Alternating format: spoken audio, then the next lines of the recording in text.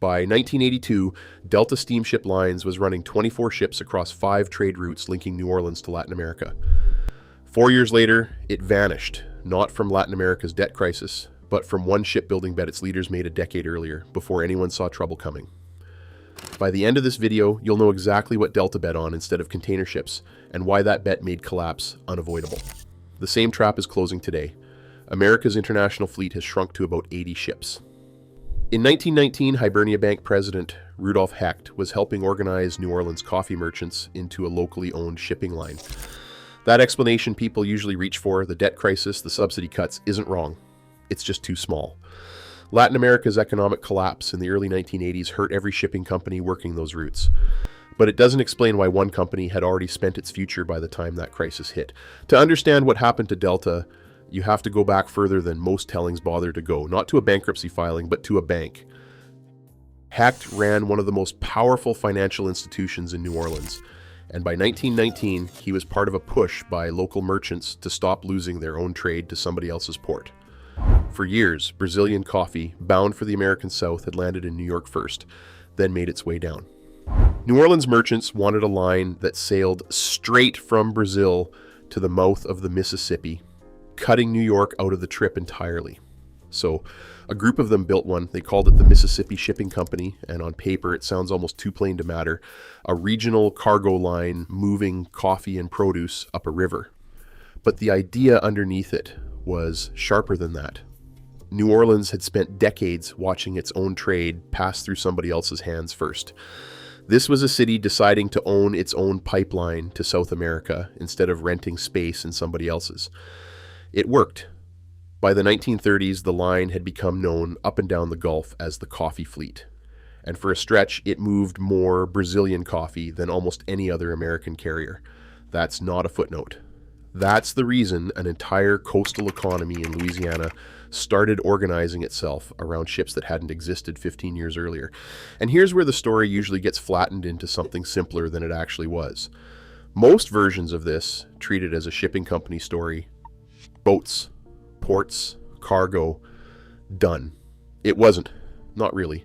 It was a story about who gets to make the decisions once a regional business starts attracting bigger money and bigger owners. New Orleans built this company specifically to keep control of its own trade route. Everything that happened afterward, the growth, the glamour, the eventual collapse, traces back to how much of that control the city actually managed to hold on to, and for how long. To feel how big a swing this was, picture what Gulf shipping looked like before this line existed. New Orleans was already a serious port, but its connection to South America ran through somebody else's schedule, somebody else's terminal, somebody else's margin. A locally owned company sailing direct to Rio, Santos, Montevideo, and Buenos Aires wasn't just convenient. It was New Orleans claiming a piece of international trade it had always watched other cities control. Through the 1920s and 1930s, that bet paid off. And when the company came out the other side of World War II, it didn't just rebuild, it went glamorous. In 1946 and 1947, it put 3 brand new liners into service: the Del Norte, the Del Sud, and the Del Mar. Each carried 120 first-class passengers alongside cargo.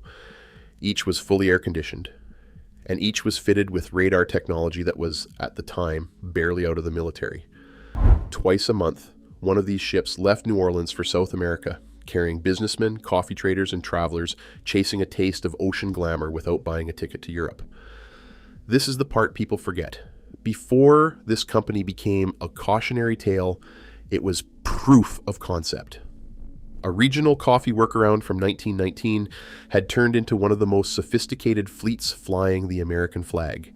If you'd stood on that New Orleans dock in 1947 and told anyone the company wouldn't survive the century, they'd have laughed you straight off the wharf. And for a long stretch, growth just kept compounding. By 1949, the company owned 14 ships totaling close to 100,000 tons, an enormous fleet for a line that had started as a coffee shortcut 30 years earlier. In 1961, it dropped its old regional name and became Delta Steamship Lines, pushing beyond South America into West African cargo routes, chasing new commodities the same way it once chased Brazilian coffee. Then, in the late 1970s, Delta made its biggest move yet. It absorbed Prudential Grace Line's Latin American operations, picking up routes down the west coast of South America and into Venezuela and Colombia. By the early 1980s, a company that had started with one New Orleans to Brazil run was operating 24 ships across 5 separate trade routes, more service lanes than almost any other American flag carrier working Latin America. And 1982 was proof the model worked.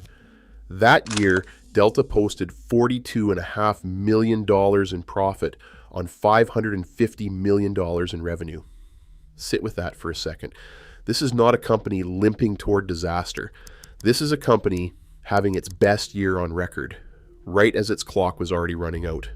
That number should unsettle you a little because it's the trap hiding inside this whole story.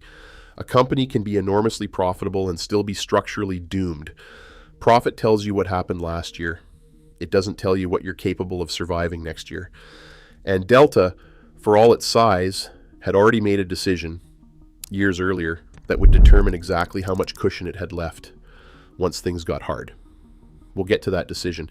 But first, you need to see who else was in the water with Delta, because none of this happened in isolation. Delta wasn't the only American company chasing Latin American cargo.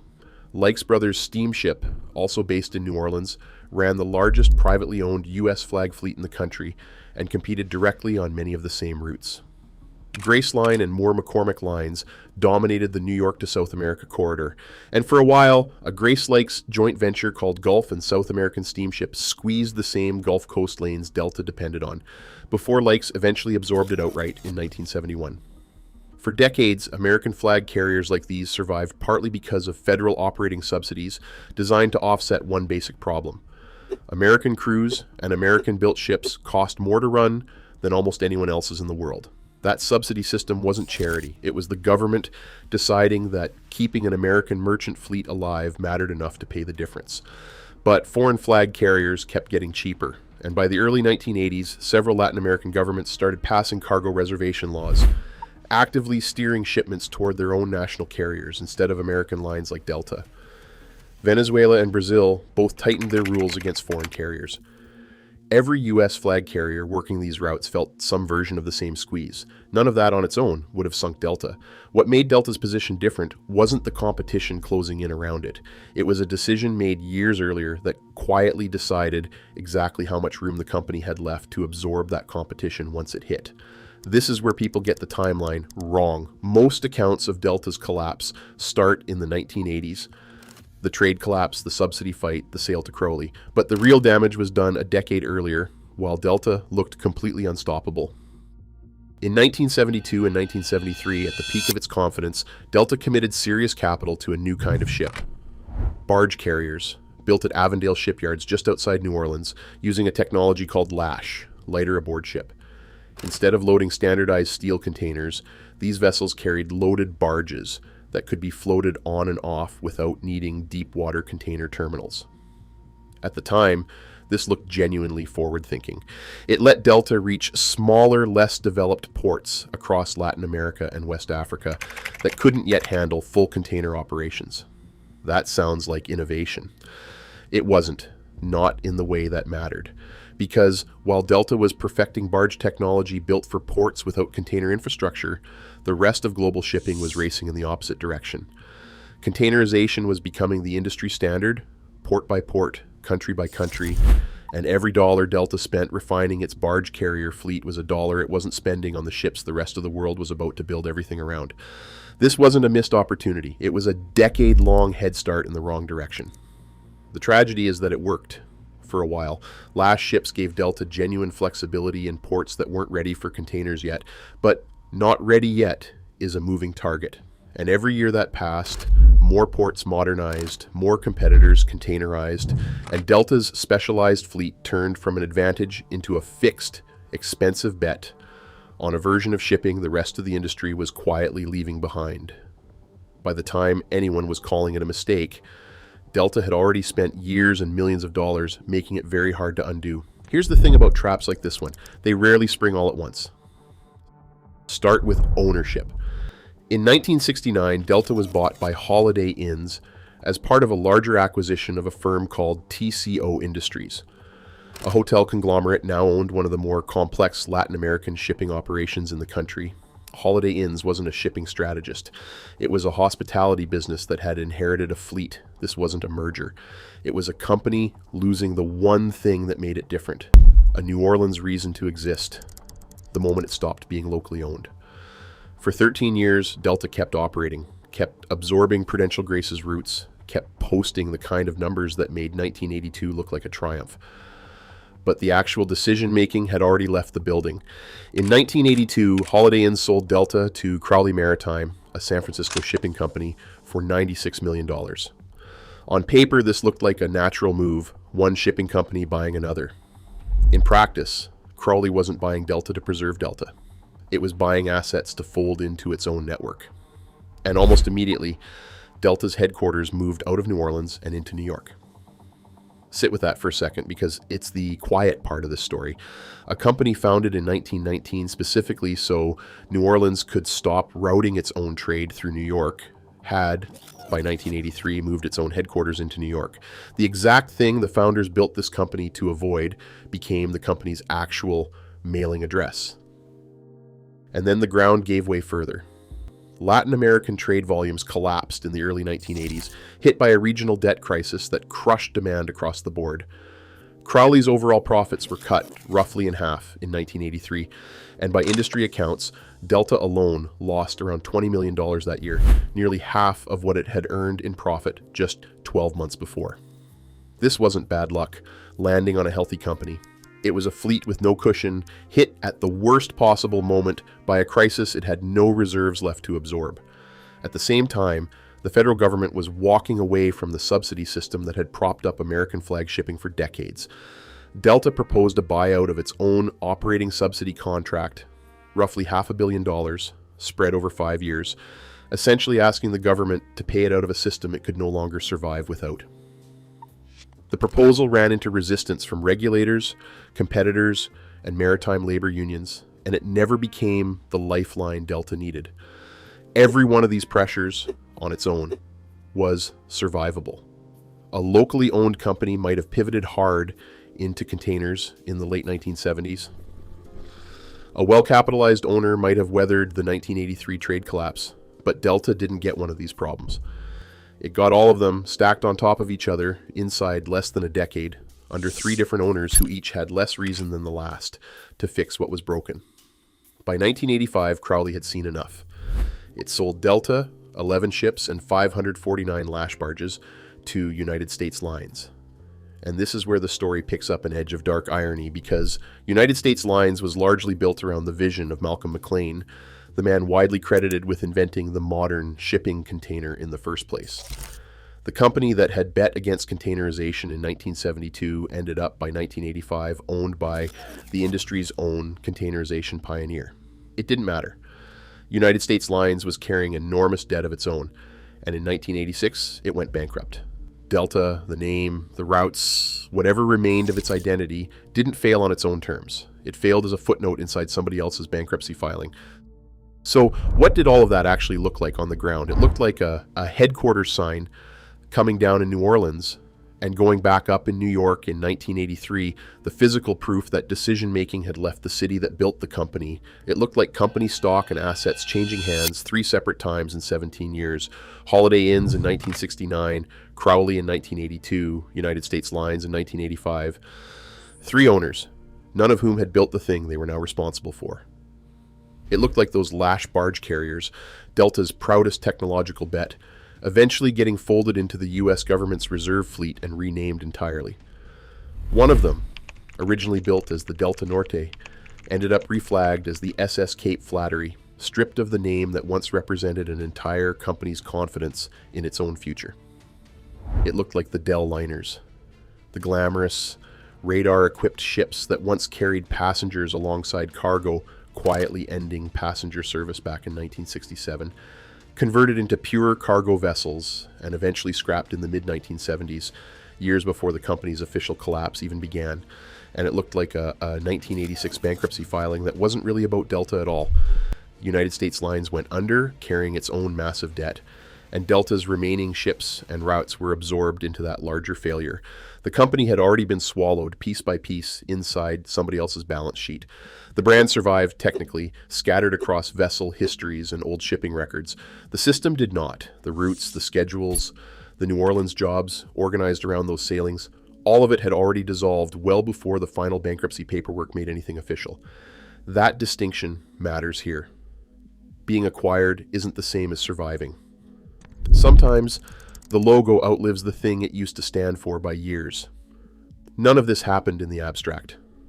New Orleans had spent 60 years thinking of itself as America's gateway to Latin America, in large part because of a company built right there on its own waterfront. The city's longshore workforce, organized for decades into separate unions before finally merging in 1980, depended on the cargo volume that lines like Delta brought through the port. When ownership moves to New York, when a headquarters sign comes down, that's not just a line in a corporate filing. It's fewer ships filling a schedule that dock workers had built their shifts around. It's a regional identity, gateway to Latin America, starting to lose the company that made the phrase mean something in the first place. A stock sale doesn't show up on a dock. A relocated headquarters doesn't show up on a paycheck. But somebody in New Orleans felt both. This is the part that gets lost when a company this size disappears through acquisitions and bankruptcy filings instead of one dramatic public collapse. There's no single moment for outsiders to point to, just a slow transfer of control, a slow erosion of local stakes until one day the roots that used to define a city's relationship to South America belong to somebody else's balance sheet in a different state entirely. A refund isn't the same as a job. A stock transaction isn't the same as a schedule a family had organized its life around. Somewhere in the gap between those two things is what actually got lost when Delta disappeared. And it's a gap the company's own numbers, however impressive in 1982, were never built to show you. So what actually killed Delta Steamship Lines? The honest answer isn't the debt crisis, and it isn't the subsidy cuts, even though both mattered. The evidence points somewhere earlier and less dramatic. A technology decision made in 1972 and 1973, betting on barge carriers instead of the container ships the rest of the industry was about to standardize around. That decision didn't cause every later problem on its own, but it removed the company's room to survive them. By the time Latin America's trade collapsed and the subsidy system disappeared, Delta had already spent a decade building a fleet the future didn't need, and that mechanism hasn't gone away. It's playing out again, right now at national scale. America's international merchant fleet has collapsed to roughly 80 ships still trading globally against a Chinese fleet numbering in the thousands. Congress reintroduced legislation in 2025 called the Ships for America Act, aiming to rebuild a strategic American fleet back up toward 250 vessels. It's the same basic dilemma Delta lived through, a protected, subsidy-dependent fleet trying to survive against competitors who can simply build and operate for less, in an industry that doesn't wait around for anyone to catch up. Delta wasn't destroyed because people stopped wanting to ship coffee, or cargo, or passengers between New Orleans and Latin America. The demand was real, for decades. The company just built itself a fleet it eventually couldn't afford to keep running the way the world needed it run. That's a very different story than the market changed and the company died. That's a company choosing, quietly, back in 1972, exactly how it would one day run out of room. Delta Steamship Lines wasn't sunk by Latin America's debt crisis. It was sunk by a fleet it built for a world that had already started moving on. And by the time anyone noticed, the company New Orleans built in 1919 to own its own future belonged to somebody else's boardroom, 800 miles away in New York. If you want more of these, the transportation empires that vanished in plain sight, one decision at a time, stick around and subscribe. It genuinely helps this channel keep finding them. If you ever shipped cargo through the Delta line, worked New Orleans' docks during the Crowley years, or remember when the Del ship stopped coming into port, tell us the year the wharf finally went quiet.